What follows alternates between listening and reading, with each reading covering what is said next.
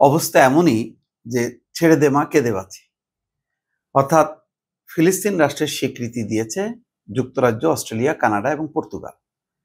এখন পশ্চিমা এই নেতারা ভাবছেন যে এটার কারণে যাতে আবার ইসরায়েল আরো ক্ষিপ্ত না হয়ে ফিলিস্তিনের উপর আক্রমণ না করে।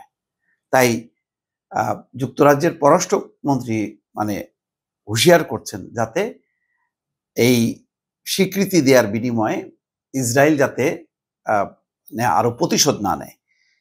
ফিলিস্তিনি রাষ্ট্রের স্বীকৃতি দেয় প্রতিশোধ না নিতে ইসরায়েলকে সতর্ক করেছে যুক্তরাজ্য। পররাষ্ট্রমন্ত্রী ইভেট কুপার বলেছেন, ফিলিস্তিন রাষ্ট্রকে স্বীকৃতির বিরুদ্ধে ইসরায়েল যাতে পশ্চিম তীরের কিছু অংশ সংযুক্ত না করে সেই বিষয়ে সতর্ক করেছেন তিনি। তাহলে বুঝেন, এমনিতেই এই স্বীকৃতির কোনো অর্থ হয় না, তার মধ্যে ইসরায়েলকে আরো খেপে গেল কিনা, নাকি না দেয়াই ভালো ছিল স্বীকৃতি, এটা এখন বিবেচনা করার বিষয় দর্শক।